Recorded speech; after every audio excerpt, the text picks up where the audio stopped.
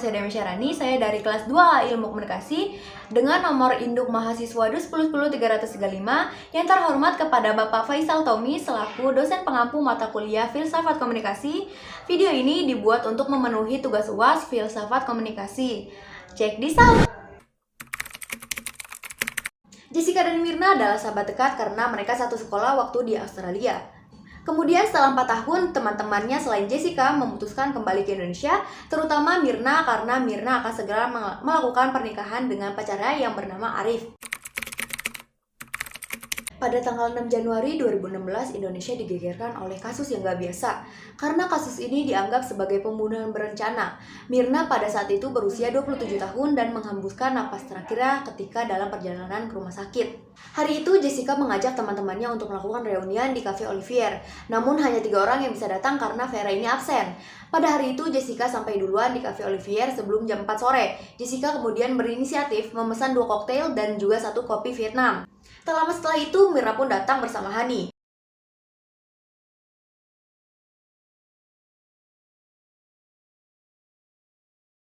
Setelah bertegur sapa, Mirna akhirnya meminum es kopi Vietnam yang sudah dipesankan oleh Jessica sebelumnya, tanpa rasa curiga.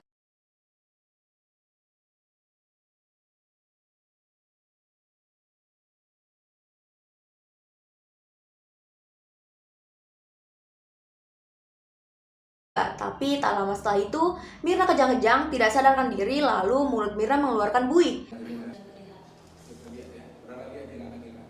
Ia sempat dirawat di klinik yang berada di Grand Indonesia sebelum akhirnya dilarikan ke rumah sakit Abdi Waluyo. Tapi sayangnya Mirna meninggal dunia saat dalam perjalanan menuju rumah sakit. Pada tanggal 16 Januari tahun 2016, tepatnya 6 hari setelah dilakukannya pemakaman, kepolisian mengungkapkan bahwa ada zat cyanida di dalam kopi milik Mirna. Oleh karena itu, polisi meningkatkan penyelidikannya menjadi penyidikan. Setelah melakukan penyelidikan sangat dalam, bahkan melihat CCTV Cafe Olivier, pada hari itu polisi menetapkan Jessica sebagai tersangka. Jessica ditangkap di sebuah hotel di area Jakarta Utara karena menurut penyelidikan polisi, itu menduga kalau Jessica lah orang yang menaruh zat cyanida itu ke dalam minuman Mirna.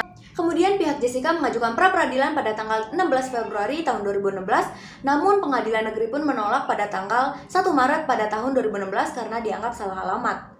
Setelah cukup lama karena berkas perkara tidak kunjung selesai, akhirnya Jessica ditahan selama 5 bulan. Persidangan kasus pembunuhan Mirna ini pertama kali dilaksanakan tanggal 15 Juni tahun 2016. Butuh 32 kali persidangan dan banyak sekali saksi sebelum hakim menjatuhkan putusan.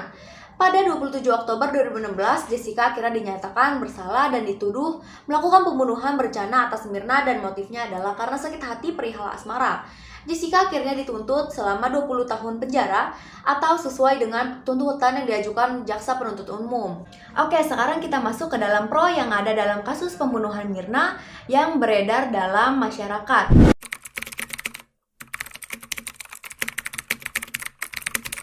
Kasus lain dari Jessica dengan bosnya, yaitu Christy di Australia, mendukung semua tuduhan yang telah dilayangkan kepada Jessica.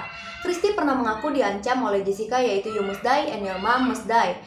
Threatened me by saying, "You have to die, and your mom should die too."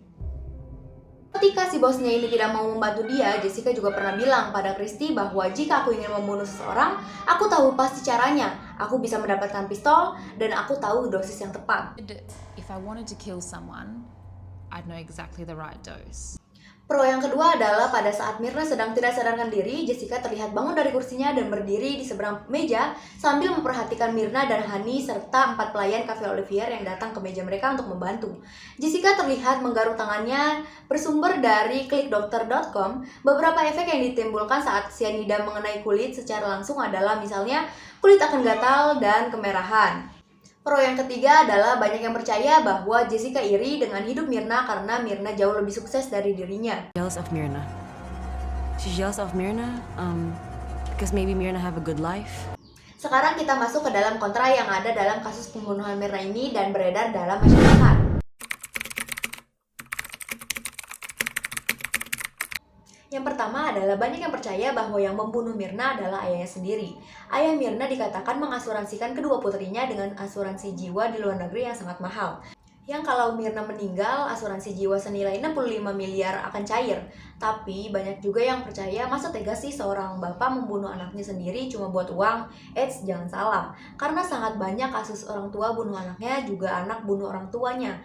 Ya we never know, tapi ini cuma asumsi saya pribadi kalau asuransi Mirna langsung diklaim setelah kematiannya sangat mencurigakan, bukan? Yang kedua adalah Mirna dibunuh oleh waiters Cafe Olivier Agustriono yang diduga memiliki dendam akan kafe tempat ia bekerja, akan tetapi tidak ada investigasi lebih lanjut serta keterangan jelas didapatkan dari Agustriono.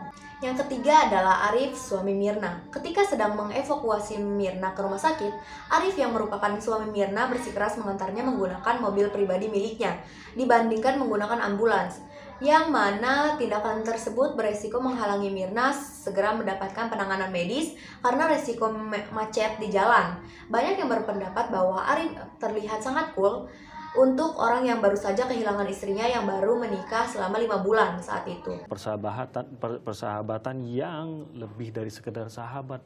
Bagaimana Anda mendengar hal-hal seperti ini dan menjawabnya? Tidak dapat saya klarifikasi bahwa Jessica dan Mirna tidak sedekat itu, dia hanya teman biasa gitu.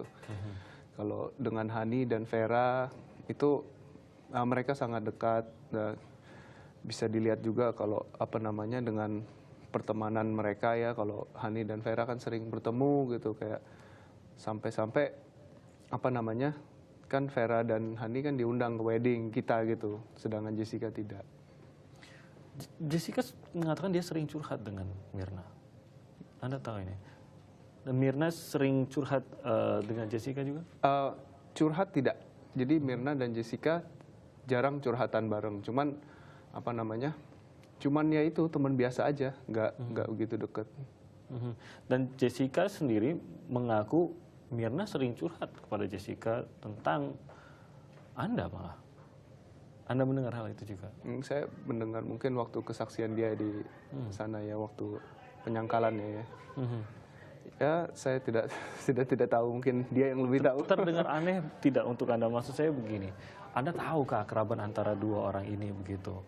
Cocokkah kalau dikatakan bahwa dia sering curhat, maksud saya Mirna sering curhat kepada Jessica, melihat bagaimana keakraban mereka sampai sebatas mana? Apakah wajar menurut Anda? Kalau orang sering curhat ya, Mirna kan sering cerita ke saya.